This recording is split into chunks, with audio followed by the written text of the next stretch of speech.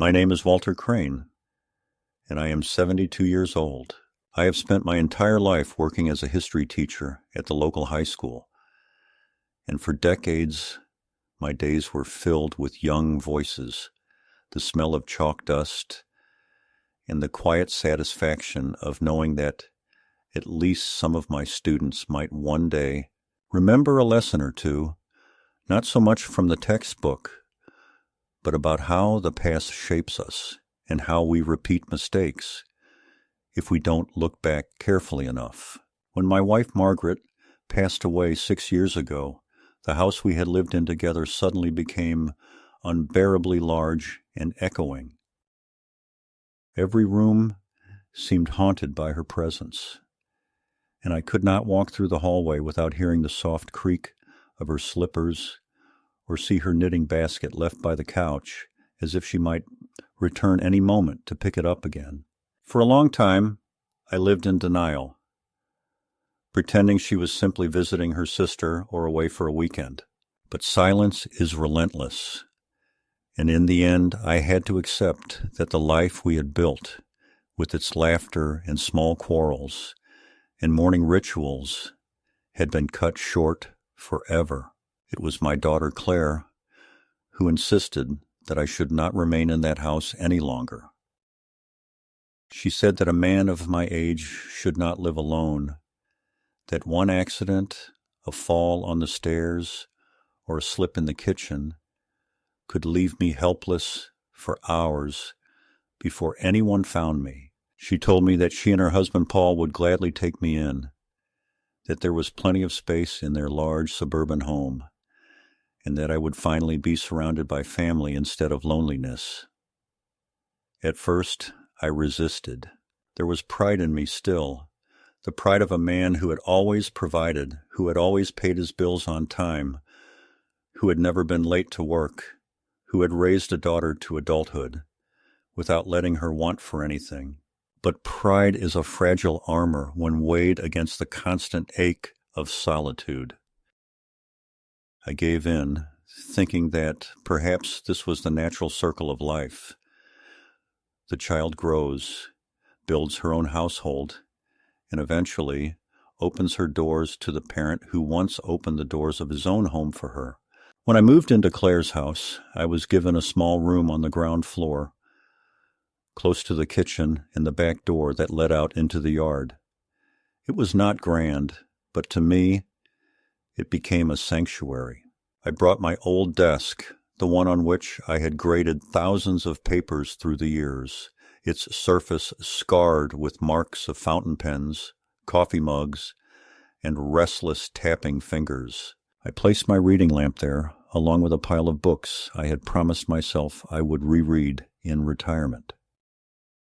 On the walls, I hung photographs of Margaret, smiling on our honeymoon in Maine, holding Claire as a baby in her arms, sitting in the garden surrounded by roses she had planted herself. I even brought an old upholstered armchair that sagged in the middle, but had molded itself perfectly to my frame over time.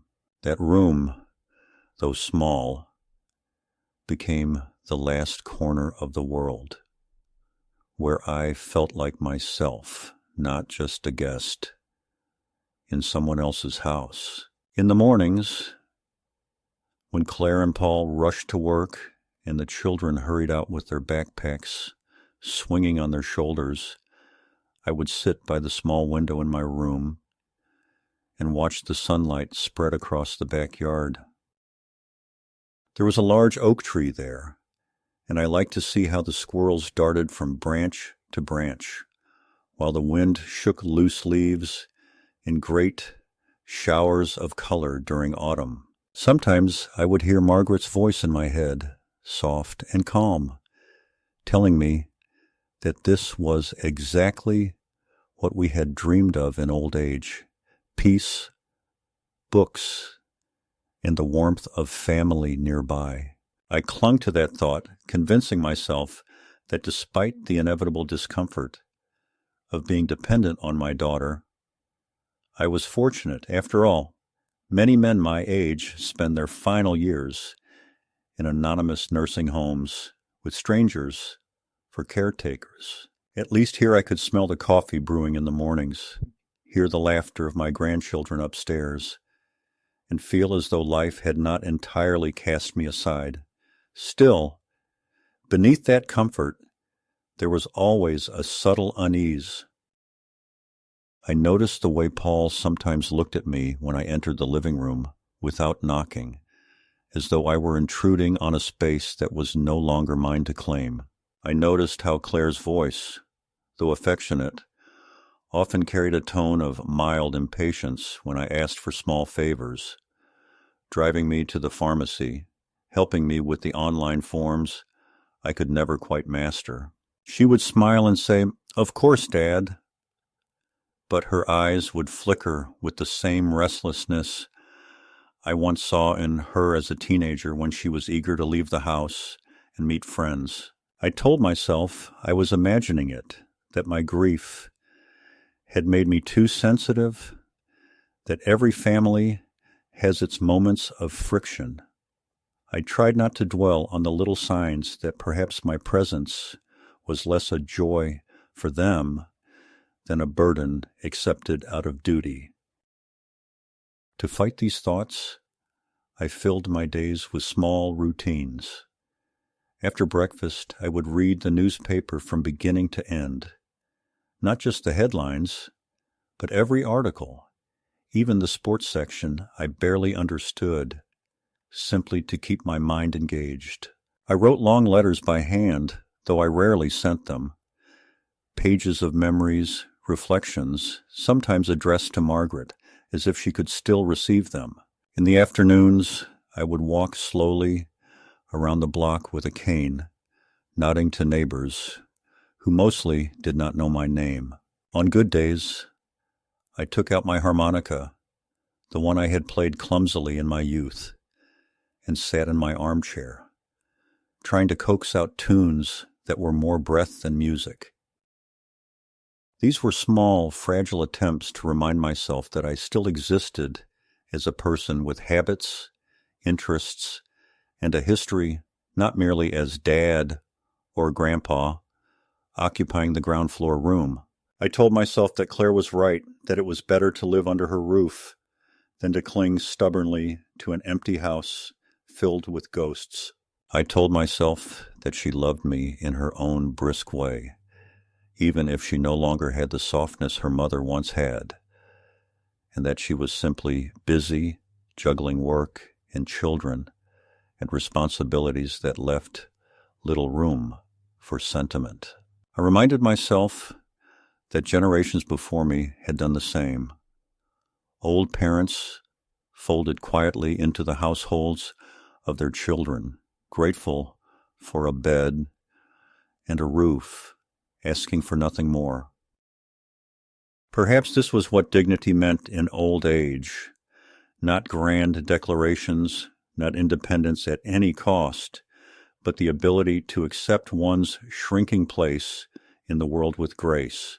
And yet, as I sat in my room at night listening to the muffled sounds of the family above me, I often felt like a man standing at the edge of a stage after the play had ended, watching the actors remove their costumes and step into the lights of a world where he no longer belonged. My room was my refuge, my last little kingdom, and I guarded it fiercely, for in that small space lay all that remained of my identity. The books, the photographs, the memories of a marriage that had defined me, and the dignity of still being able to close a door and know that behind it I was still myself. The day that shifted everything began in the most ordinary manner, which is perhaps why it unsettled me so deeply when I finally realized what had been done. That morning, I had gone for a slow walk to the small park, 3 streets over, leaning heavily on my cane, but still taking satisfaction in the crisp air and the sound of leaves being raked by neighbors. I remember greeting a woman walking her dog and pausing for several minutes to watch children clamber on the swings. By the time I returned, the sun was already low, casting a golden haze across the neighborhood, and I felt tired but content in that quiet way an old man does after completing a small but meaningful effort.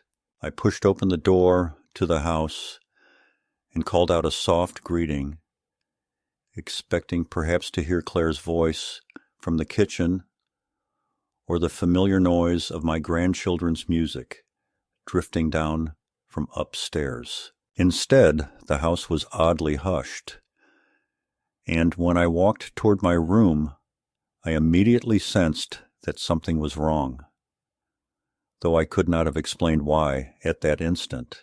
The door stood open, which was unusual since I always closed it when I left, not because I had secrets to protect, but because I cherished the notion of boundaries, of having one space where my presence lingered, even in absence. I stepped into the room and froze. The desk, the armchair, the shelves, even the framed photographs of Margaret that had hung on the walls, everything was gone.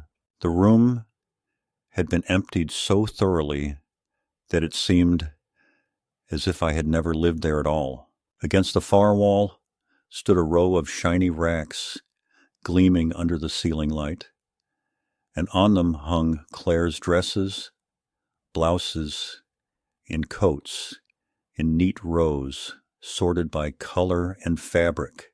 Boxes of shoes were stacked where my books had once been, and a large mirror leaned against the wall, reflecting not my belongings, but a curated display of my daughter's possessions. For several moments I simply stood there, my breath catching in my throat, trying to comprehend what I was seeing.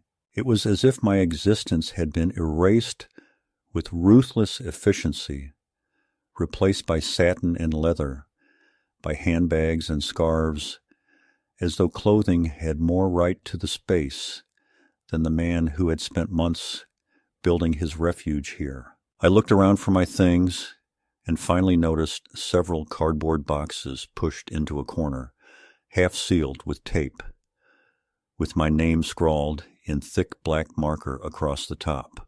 Inside one box, I glimpsed the edge of Margaret's photograph frame, wrapped clumsily in newspaper, and I felt a wave of nausea so strong I had to steady myself against the wall.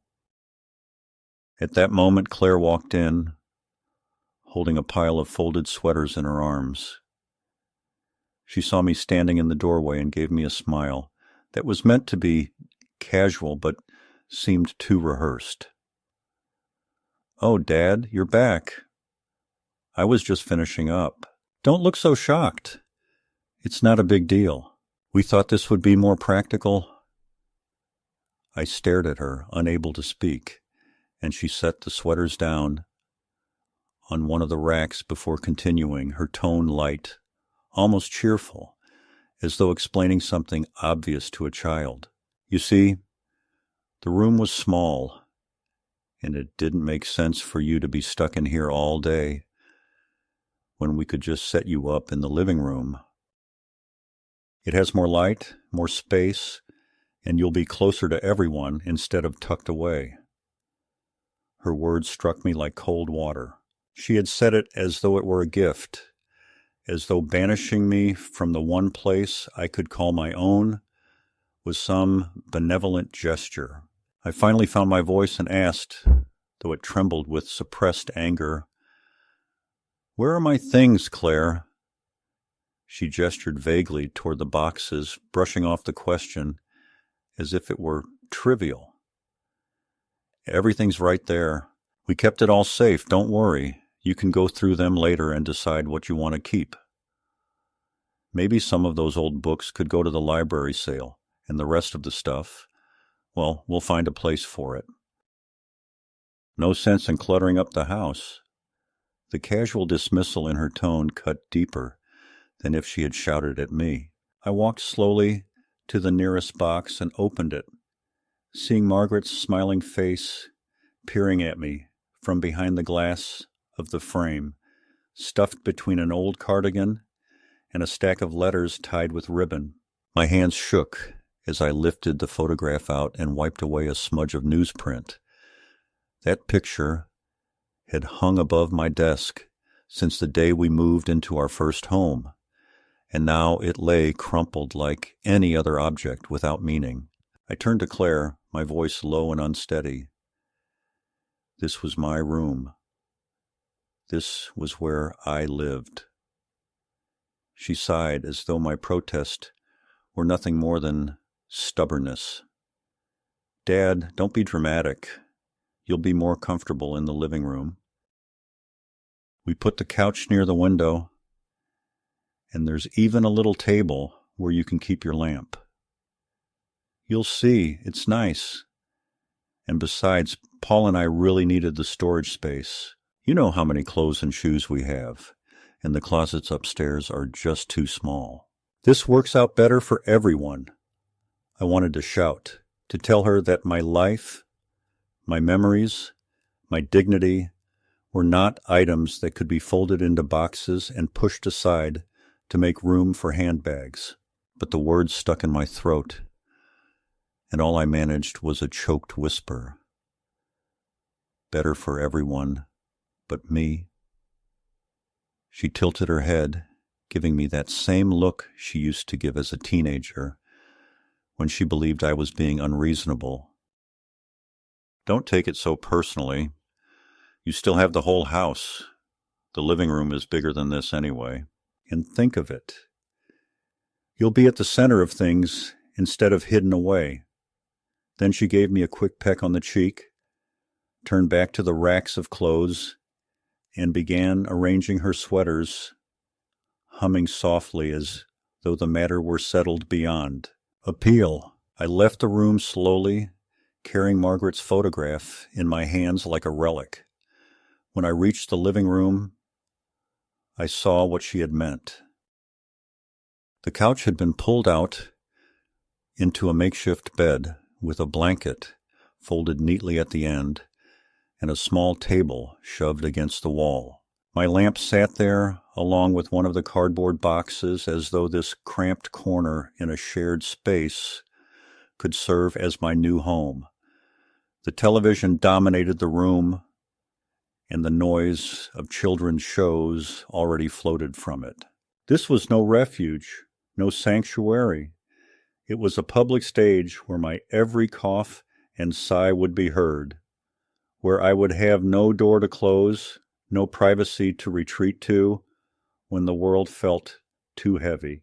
As I stood there, Paul entered, glancing at me briefly before announcing in a tone that brooked no discussion, "This arrangement makes sense, Walter. We needed the extra closet space, and you'll be more comfortable here. It's easier for you, really." He did not wait for my response, but went to the kitchen to grab a drink, leaving me with the bitter taste of humiliation pressing down on my chest. For the first time since moving into their house, I felt not like a guest or even a tolerated relative, but like an object being shifted from one corner to another to make room for what they valued more. That night, lying on the couch with the glow of the television still flickering in the dark because my grandchildren had left it on upstairs, I held Margaret's photograph to my chest and realized with painful clarity that something had changed forever. The room that had once held my life had been erased in an afternoon, converted into a closet without hesitation or apology. My daughter's voice echoed in my ears. "Don't be dramatic, Dad." And I understood that in her eyes my needs, my identity, my very presence had become smaller than a stack of clothes. What unsettled me most was not the loss of walls and furniture, but the revelation of how little space I truly occupied in their hearts. The first days after I was pushed from my room into the living room were marked by a kind of numb disbelief. as though I were moving through a fog that dulled the sharp edges of what had happened. But soon the reality of my new position settled on me. With its full weight, my corner by the window, with the couch and the little table, was not a room at all, but a makeshift station, a temporary perch that signaled to everyone in the household that I was no longer entitled to privacy or respect. I noticed how quickly the family adapted to my displacement. At breakfast, when I lingered with my coffee at the table, my grandson Mark would snicker as he passed by, pointing at the couch and saying to his sister, "Look, Grandpa's room is the TV room now. Maybe he'll start charging rent." They laughed, not cruelly in the way children sometimes are, but with a casual indifference that revealed how normal my humiliation had already become to them. At night, I struggled to sleep with the hum of appliances, the distant sound of Paul's late-night television upstairs, and the inevitable interruptions when one of the children padded down to the kitchen for a glass of milk, flicking on the light that shone directly onto my couch. More than once, I woke to find one of them rummaging through the cupboard only a few feet away, glancing at me with a half-smile, as though it were amusing to find their grandfather laid out there like a boarder in a hostel. On one particularly bitter evening, Mark remarked with a grin that I lived in the closet now, and though Claire hushed him quickly, I saw the corners of Paul's mouth twitch in amusement. That moment branded itself into my mind because it confirmed that my new situation was not a misunderstanding, but an arrangement tacitly approved by them all. The boxes of my belongings remained stacked in the garage, collecting dust, because Claire kept postponing the task of sorting through them. Each time I asked if I could bring my desk back, or at least set up a small shelf for my books, she responded with the same irritated patience one reserves for a child's repeated question. "Dad, we'll get to it. But the garage is already crowded. You don't need all those things anyway. You never read half those books." I wanted to protest that those books had been my companions for decades, that each one carried notes in the margins and memories of the evenings Margaret and I spent reading together. But the words seemed powerless against her tone of finality, so I swallowed them, though they burned my throat like ashes. It was Paul, however, who sharpened my sense of displacement into something unbearable. He began to speak about me in the third person, even when I was in the room, as though I were furniture rather than family. "Claire, did your father take his pills today?" he would ask, glancing at the pill organizer that she had set on the counter, even though I had never once missed a dose in my life. "Claire, is your dad eating enough vegetables? He looks pale." Each comment chipped away at me, reducing me to a caricature of a frail dependent who needed supervision. Once, when I reached for the remote control to lower the volume of the blaring television, he chuckled and said, "Careful, Walter. Don't get confused by all those buttons." The children laughed, and I sat frozen, humiliated by the suggestion that I could not even manage such a trivial task. The worst moments came during family gatherings, when neighbors or friends stopped by. On those occasions, Claire would retell little stories about me that twisted ordinary mishaps into tales of forgetfulness, painting me as absent-minded and doddering. "Dad almost left the kettle on yesterday," she would say, with a bright smile, though in truth, I had merely stepped away for a moment before returning to switch it off. "We have to keep an eye on him, but he's doing okay." Laughter would ripple through the room, and I would force a smile, knowing that any protest would only make me appear defensive, perhaps even confirming their perception of me as confused. Inside, though, I seethed with a humiliation so sharp it left me trembling long after the guests had gone. One afternoon, determined to reclaim some piece of dignity, I decided to unpack one of my boxes. I carried it from the garage into the living room and began sorting through the contents, laying out Margaret's photographs, my notebooks, and several cherished volumes of history that had once lined my shelves. Claire walked in midway through and stopped, her smile tightening. "Dad, what are you doing? You can't just scatter things around here. The kids need this space." "We have guests coming tonight." I explained that I needed some of my belongings close at hand, that these objects were not just clutter, but fragments of my life. But she shook her head firmly. "We'll keep everything safe in the garage. This area has to stay clear." She began repacking the box right in front of me, sliding my books back into it with brisk efficiency, and though I wanted to reach out and stop her, my hands remained limp in my lap, weighted by the knowledge that arguing would change nothing. That evening, lying once again on the couch with the smell of dinner lingering in the air, I thought about how easily my daughter had brushed aside my protests, how quickly she had learned to treat my history as disposable. I realized with a cold clarity that my presence in her house had shifted from being a father to being a tolerated object, a piece of background furniture that could be moved, silenced, or ignored as convenience dictated. The humiliation was no longer occasional. It was a steady current running through each day, a quiet but relentless erosion of my dignity.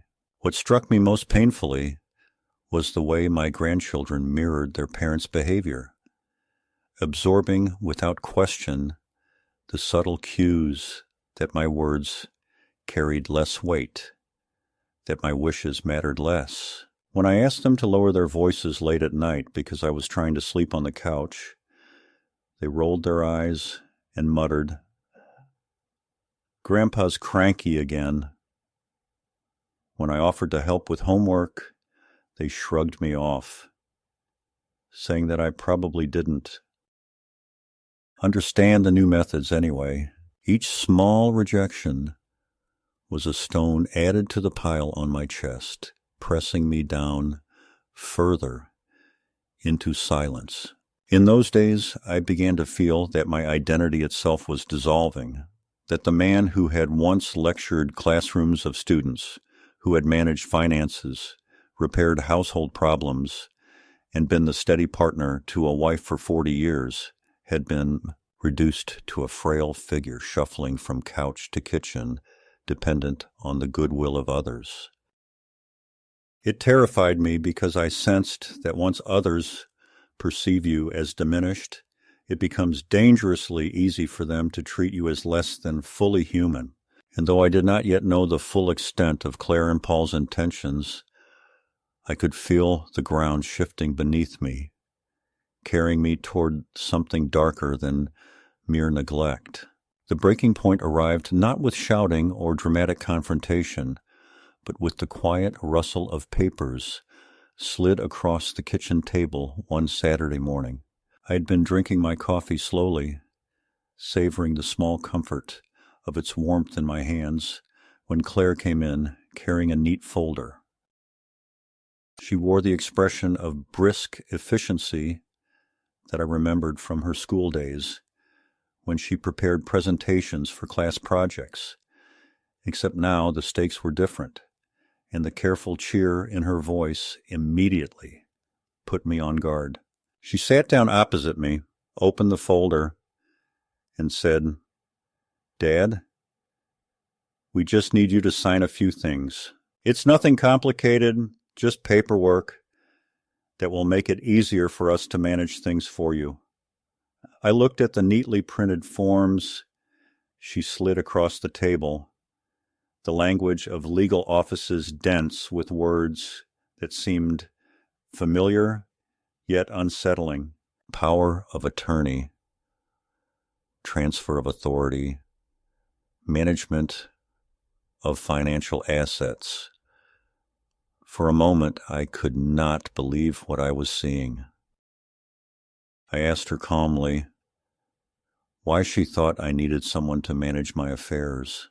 She replied with a mixture of patience and condescension that made my stomach twist. Dad, you've had a few slip-ups lately. You almost lost your wallet last week, remember? And you get tired so easily. Paul and I just want to make sure everything is safe and secure for you. This way we can pay bills on time, keep track of your insurance, all those little things that can be overwhelming. I wanted to tell her that I had managed those so-called little things for over 70 years, that I had balanced budgets for our household, guided students through complex research projects, paid mortgages and hospital bills without ever missing a deadline. But when I opened my mouth, the words came out as a shaky protest. I can still take care of myself, Claire. She reached across the table and patted my hand in that falsely soothing way people use with children or patients. Of course you can, Dad. But think of this as just an extra layer of support. It will relieve you of the burden. The folder remained in front of me like a trap disguised as a gift. I felt heat rising in my chest, the awareness that once my signature marked those pages, I would no longer control my own life. I asked her what would happen if I chose not to sign, and her eyes flickered, a small shadow passing through the mask of cheerfulness. Well, Dad, we'd have to look into other arrangements, maybe professional help. I just don't want things to get complicated. Later that day, while I was sitting alone in the living room, I overheard voices drifting down from the upstairs hallway. The door was half open, and their words carried clearly. Paul's voice, sharp and pragmatic, said, "He's resisting, but we can push him. Once he's on board, we can move forward with selling the property. The lot alone is worth a fortune, and that money would give us the cushion we need for the business. He won't need it where he's going." Claire's reply was quieter, tinged with uncertainty, but still complicit. "I know, but it feels cruel. He's my father." Paul cut her off. "Stop thinking like that. It's not cruel. It's practical. He's old, and we can't let sentiment get in the way. Do you want to keep struggling forever? Or do you want a future for us and the kids?" I sat frozen, every syllable pressing into me like a blade. They were not speaking about my comfort or my safety. They were plotting to strip me of control, to tuck me away somewhere convenient, while they harvested the life I had built. In that moment, the fog of self-doubt that had plagued me cleared, and I saw with painful clarity that my humiliation had not been a series of careless oversights, but part of a deliberate pattern. The couch in the living room, the jokes about my forgetfulness, the forms pushed across the table, these were steps in a plan designed to reduce me until I was nothing more than an obstacle to be managed. I returned to my couch that night with Margaret's photograph pressed against my chest, staring into the shadows as the house settled into sleep around me. I thought of the decades I had spent providing, of the countless evenings when Margaret and I had discussed what we might leave behind for Claire, the small savings, the modest house, the hope that our daughter would use them wisely.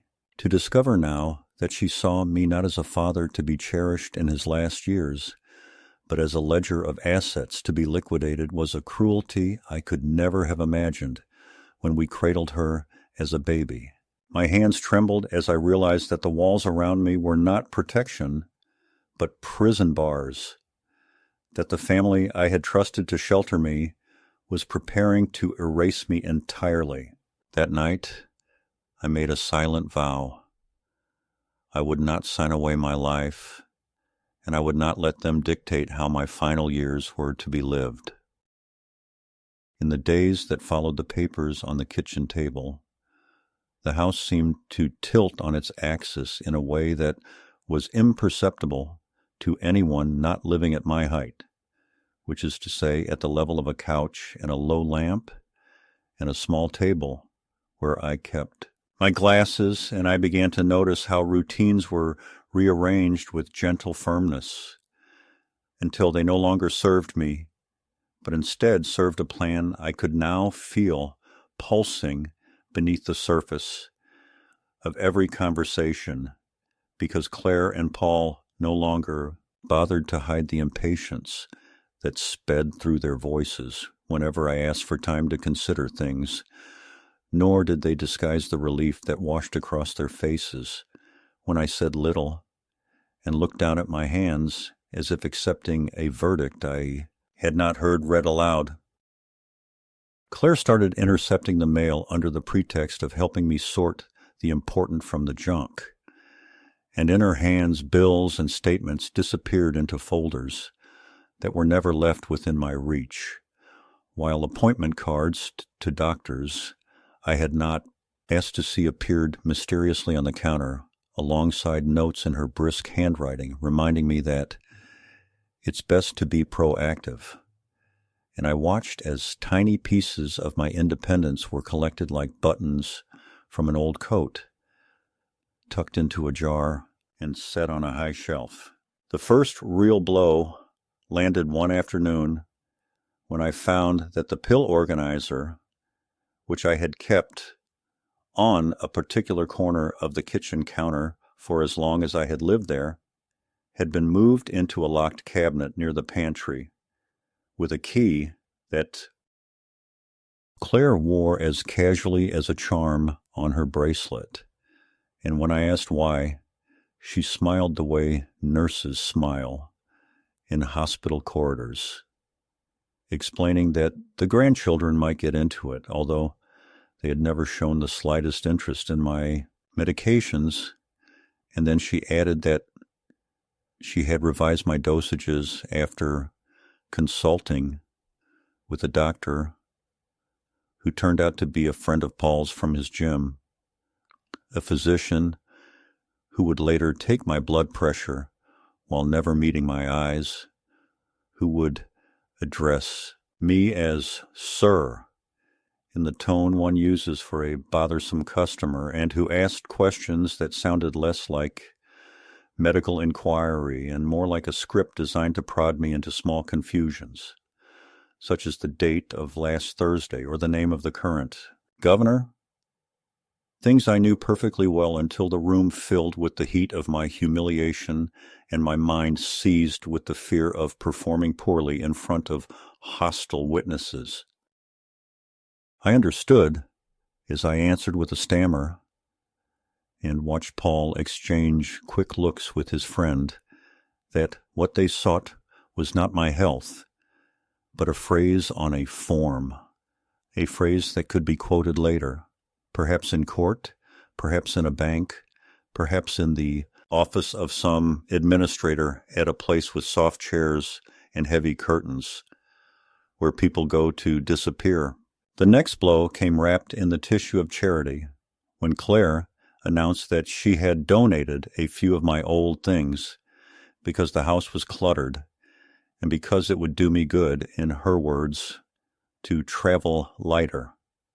And only later did I discover, in the hollow quiet of the garage, that one of the boxes she had given away contained Margaret's old winter coat, with the fur collar still smelling faintly of her perfume. and beneath it, a dress wrapped in blue paper that I recognized even through my shock. The dress she wore on our 40th anniversary when the restaurant band played a slow waltz and the waiter brought us a cake with candles shaped like numbers, and I stood there among the plastic bins and rakes with the sharp feeling that someone had quietly cut a string that held my life together, because the dress was not merely fabric. It was an archive of warmth and memory, and it was gone, passed into the hands of strangers who would never know how carefully Margaret had folded it. How often I had seen her smile when she opened the box to show it to Claire, telling her stories about that night as if lighting a lantern against forgetting. When I confronted my daughter, she claimed it had been an accident, that she had not realized what was in the box, that perhaps the charity shop still had it if we hurried. And we did hurry, and we did not find it, and Paul, who drove us there with the irritation of a man losing a Saturday to a task he considered beneath him, barked that all of this nonsense proved exactly why decisions should not be left to me, why adult supervision was necessary, and in the silence of the ride home, understood that they believed they had discovered my price, which was grief. The house itself cooperated with the new order, or at least that is how it felt when Claire began installing little control measures that she described as safety features, devices that beeped if the back door was opened, cameras that watched the front entryway and the living room in wide angles, she assured me were just for security, and a scheduling board posted on the refrigerator that mapped my week with the tidy discipline of a classroom chart, colored magnets marking walks, meals, appointments, rest, and family time, which sounded generous until I realized it meant that my ability to step into the yard for air was now a box to be checked, my coffee a permission to be granted, my visits to the library downgraded from pleasure to risk, especially after she insisted on driving me there for convenience, parked, and then suggested that we simply browse quickly because she had so much to do, and in 10 minutes I was hustled back out without the book I wanted while my arm was gripped with the gentle but insistent pressure reserved for toddlers and parking lots. I began to notice the stealthy way they corrected my narratives, too. If I mentioned that I intended to call an old colleague to have lunch, Claire would answer that I had already called him last week and he was busy, which confused me because I had no memory of such a call. And later, when I found my address book missing and the numbers on my phone mysteriously trimmed, I saw that the isolation I had felt creeping in from the edges was not a symptom of age, but an instrument wielded with mild voices and bright smiles. What revealed their motive with the hard clarity of noonlight was a conversation that was not meant for me. A conversation that bled down the stairwell one evening when they forgot how sound travels in houses built of wood and shared air. Paul spoke first, agitated, providing figures that marched like soldiers. The line of credit on the business was close to its limit. The loan he had secured against their car had a balloon payment. The investor he had bragged about at dinner had not materialized, and the only substantial asset within reach was the parcel of land attached to my name, a small but valuable lot that came with the last piece of property Margaret and I had sold years ago, a detail I had foolishly explained to Claire. When I moved in, thinking a daughter had a right to know the family's modest holdings, Claire, tired and defensive, argued that there must be another way. that perhaps they could consolidate, that perhaps overtime at her office would ease the strain. But Paul cut through her hesitation like a blade, reminding her that the children needed braces and summer programs and college savings, and that while he respected her softness, softness would not keep the business alive or the house out of foreclosure. And if that meant moving me into a place better suited to his needs, then it was, in his favorite word, only practical. The practicalities fell upon me like hailstones.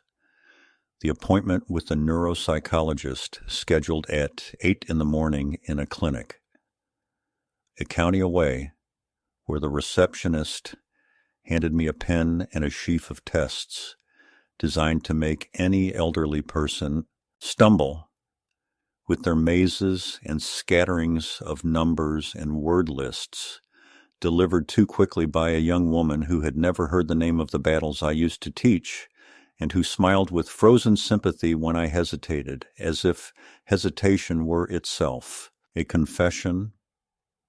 The visit to the bank, where Claire insisted I come along to update your contact information, which turned out to mean placing her as the primary point of contact and requesting duplicate statements forwarded to an email address I did not control.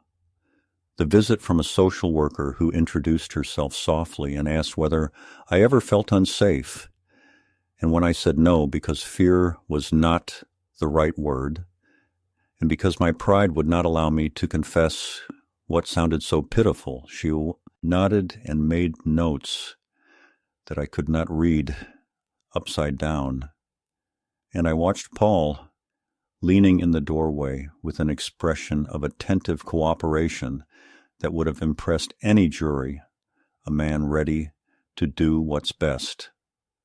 The children, who had once rolled their eyes at me with the harmless arrogance of youth, learned a crueler game by imitation, and they began to stage small experiments in front of me, switching the placement of items on my small table, and then asking if I was sure that I had left my glasses there, hiding the remote, and then calling out for me to find it while they timed me, insisting that I had promised to take them to the park at a certain hour when I had said no such thing, so that they could chorus in mock disappointment that Grandpa forgot again, and through it all, Claire would correct them with a tone too light to be effective, and then would catch my eye with a look that seemed to say that this too proved her point, that the household could no longer be held hostage to my limitations, which were not limitations so much as bruises delivered in plain sight of my family. When I objected, when I raised my voice and told them sharply to stop, the room would go quiet in that dangerous way rooms do when the next line in the script is already known, and Paul would step in with his hands lifted in a pantomime of calm, telling me that there was no need to get agitated, that agitation elevated blood pressure, that it would be better for everyone if I let others handle the complicated things.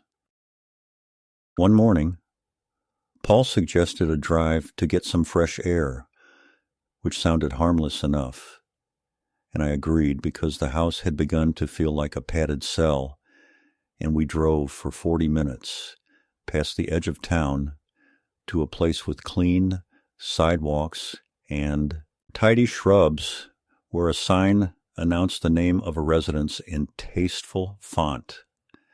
And it was only when we were buzzed in and a woman at a desk asked for my insurance information while Paul filled out a clipboard that I understood this was not a tour but an intake. And I felt the heat rise from my collar to my scalp as I set the pen down and said very quietly that I was not staying, not today, not ever. And the woman's smile slipped a fraction, and Paul's hand tightened briefly on my shoulder before he plastered on his salesman's grin and told her that we would return with the rest of the documents.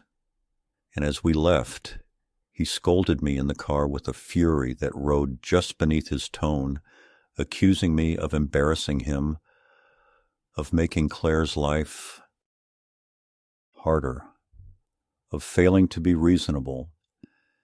And in that long ride home, I thought about every student I had ever taught who had come from a house where anger lived in the walls, and I wondered how many of their grandparents had sat silently in back seats while someone explained that the future would be arranged without their consent.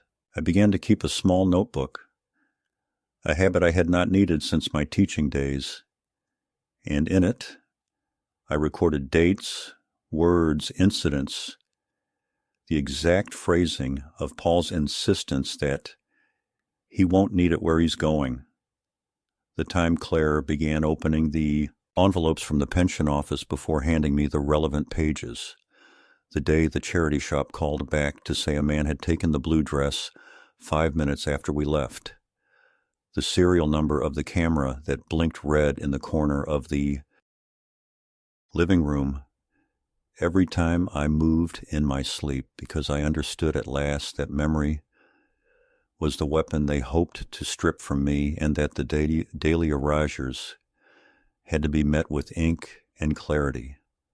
No matter how my hand cramped, no matter how many times I had to squint to fit a line between two others when the day ran longer than the space on the page allowed. In those pages, I also wrote the names of people they could not touch, men and women I had known for decades who might remember me as more than an old man on a couch.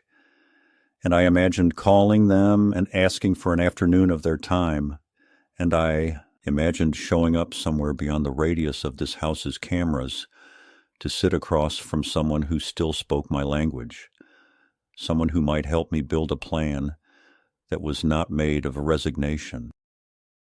The final strike of this phase, the one that sent me past dread into resolve, arrived the night I found that Margaret's photograph, the same one I had carried into the living room the day my room was turned into a closet, was missing from my small table. And after searching the cushions and the bookshelf and even the pockets of my coat, I went into the converted closet room and stood there beneath the mirror that now reflected rows of dresses where my books had once lived, and I asked Claire if she had seen the photograph, and she sighed the sigh of the long suffering and told me she had placed it in a drawer because the frame was old and the backing loose, and it might fall and break. And when I opened the drawer and saw my wife's face, covered by a plastic bag filled with scarves, I felt something in me snap with a quiet that startled me, because I did not shout, I did not weep. I simply lifted the photograph and wiped away the faint imprint the plastic had left on the glass, and I said in a level voice that carried down the hall like a bell that I would not be signing any papers, not now, not later, not ever, and that I would be arranging my own affairs from this point forward. And Claire laughed in disbelief before she realized I was not employing the pleading tone she had trained me to use.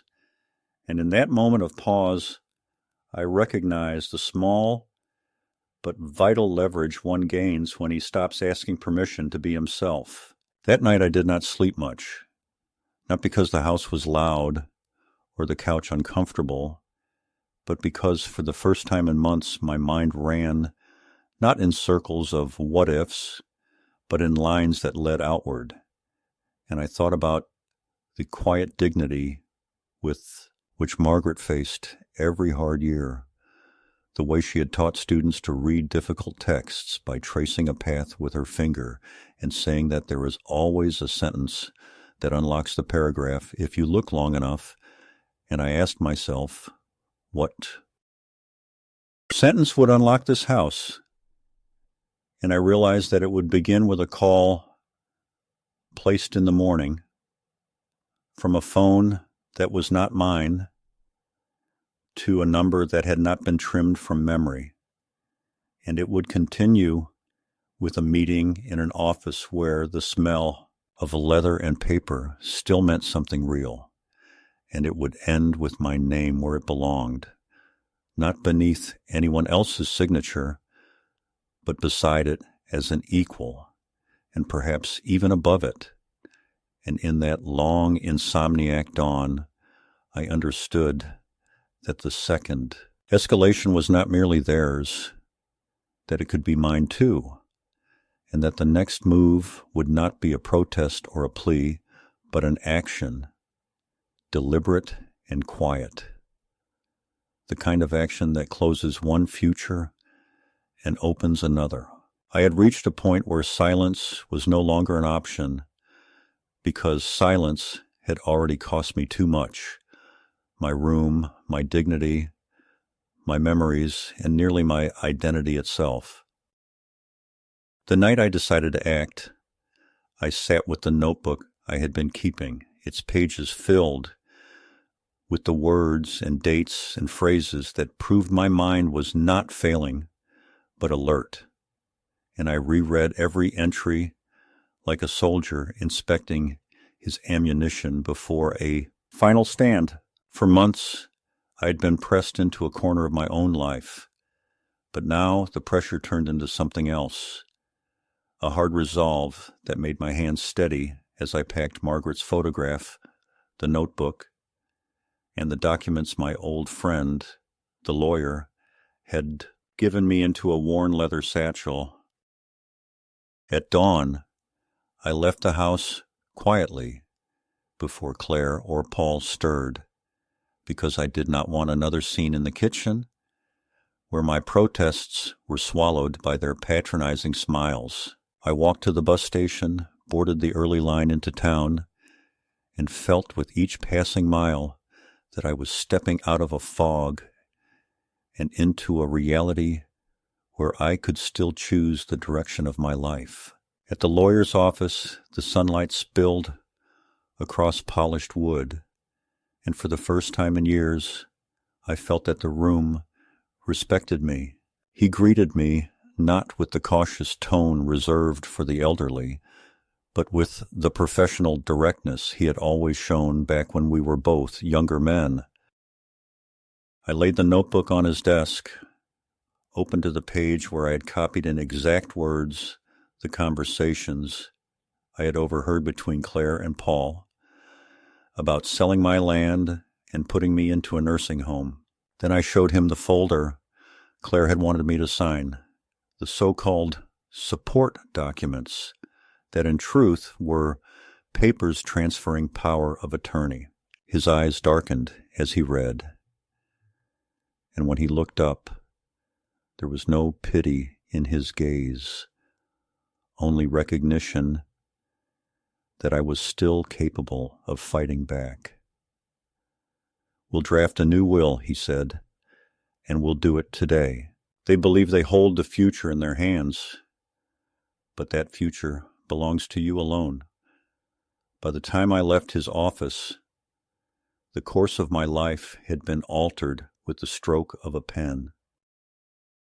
The will now transferred everything, my land, my accounts, the remainder of my possessions, not to Claire, but to a scholarship fund in Margaret's name at the college where I had once taught. Students with nothing, as we had once had nothing, would build their lives with the resources my daughter had tried to seize. To Claire, I left $1, and beside that line, I signed my name with a steady hand, as though it were not just ink, but a verdict. I returned home with a calmness that surprised me. They thought they were leading me toward a cage, But in truth, I had already walked out of it, and now I only had to wait for the moment when they would realize the door had shut on them instead. That moment came sooner than I expected.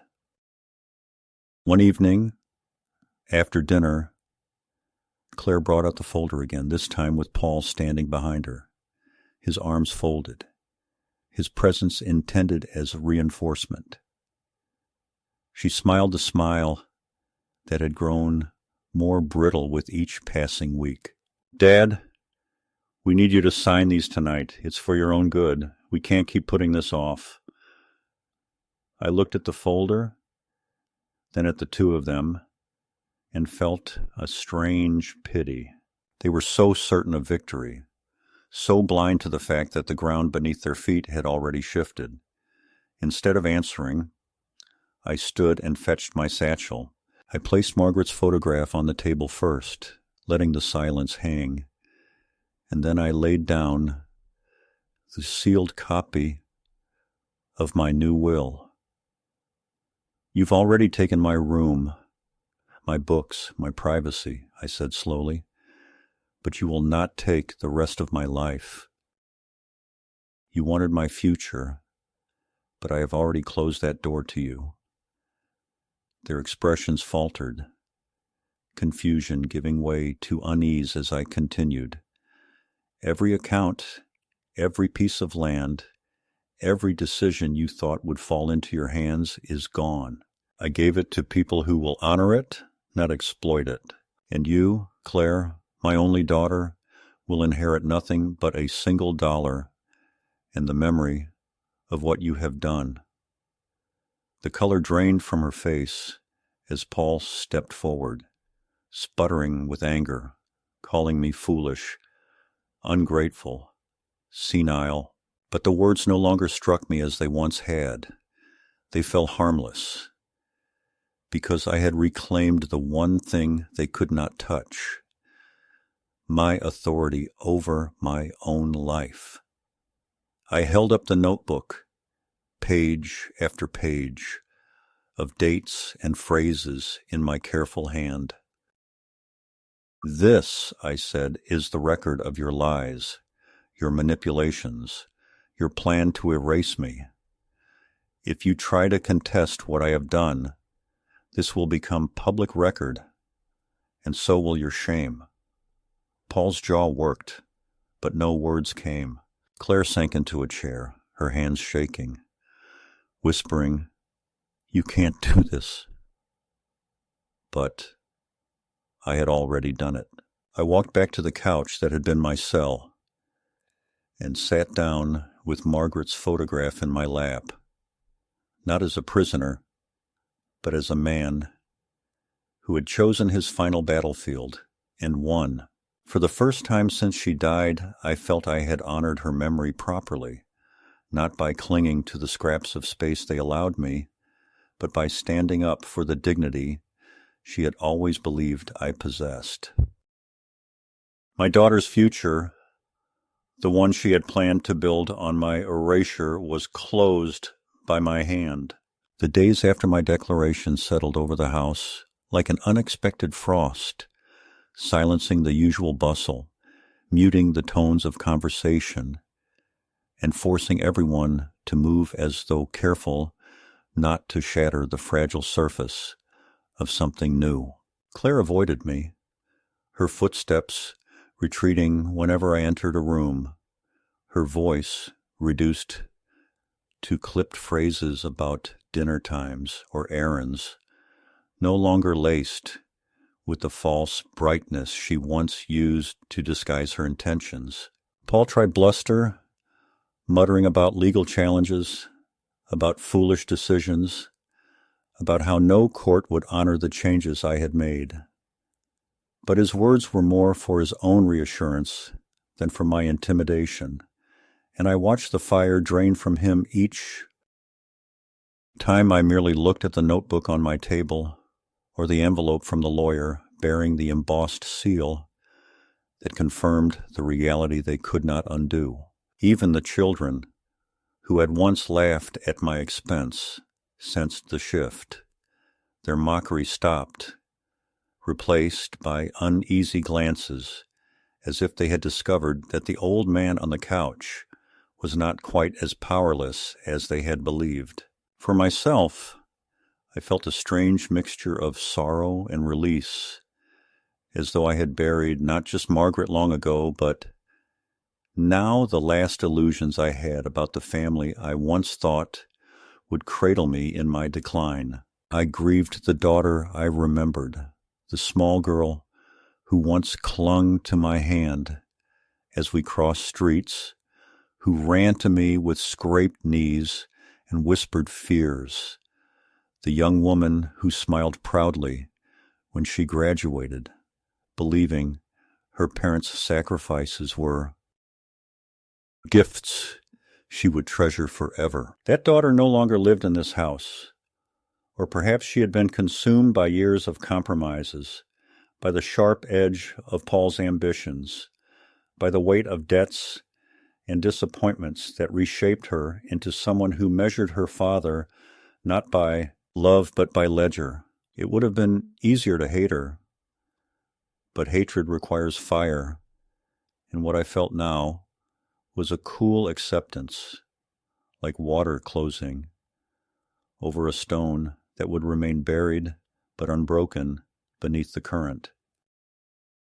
In the weeks that followed, I began to reclaim small rituals that steadied me. I read again at my own pace, not worrying whether the books cluttered the table. I wrote longer entries in my notebook, no longer only a record of offenses, but reflections on what it means to hold on to dignity when those closest to you try to strip it away. Sometimes I walked to the park and sat watching the children of strangers play, and in their laughter I found a bittersweet comfort, proof that innocence still existed somewhere, even if it had fled my own household. I even took my harmonica once more into my hands, breathing out clumsy notes that wavered yet held a purity of sound. And for a moment I felt Margaret beside me, reminding me that endurance itself can be music. Claire has not forgiven me, though in truth there is nothing for me to forgive. Our conversations are thin, stretched taut like wires that could snap at any word, and I know that the bond between us may never mend. But I have stopped longing for reconciliation. Instead, I have accepted that my final years will not be measured by her approval, but by the peace I carve out for myself within the boundaries of my own will. I have secured that will not just on paper, but within my heart, where no signature can be erased. She may resent me. She may weep in frustration at what she has lost. She may curse me in her thoughts. But one day, when I am gone, she will stand before the executor of my estate and hear the truth of what her choices cost her. And in that moment, perhaps she will understand, or perhaps she will not. Either way, justice will have been done. I sometimes imagine the students who will benefit from Margaret's scholarship, faces I will never know, young people who may sit in libraries late at night with stacks of books, whispering prayers of gratitude to a benefactor whose name they cannot picture. That thought consoles me. It means my life's work will continue, not as an inheritance devoured by greed, but as a seed planted in soil beyond the reach of betrayal. Perhaps that is the truest legacy a man can leave. Not wealth handed down to those who squander love, but opportunity passed to those who need it. In that vision, I find a quiet pride that steadies me more than any hollow affection in this house could. Now, each evening, as the sun sinks behind the oak tree in the yard, I sit with Margaret's photograph on the table beside me and feel a measure of calm. I speak to her sometimes in whispers, telling her that I did not falter, that I kept faith with the dignity we built together, that though the circle of family closed against me, I broke it open and let the light fall elsewhere.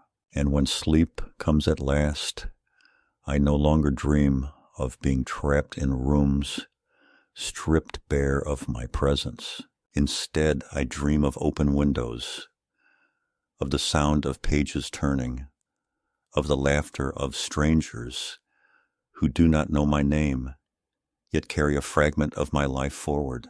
I do not know how long I will remain in this house, nor do I know if Claire will one day soften or if Paul will abandon his calculations. But I no longer measure my days by their moods. The true reckoning has already passed.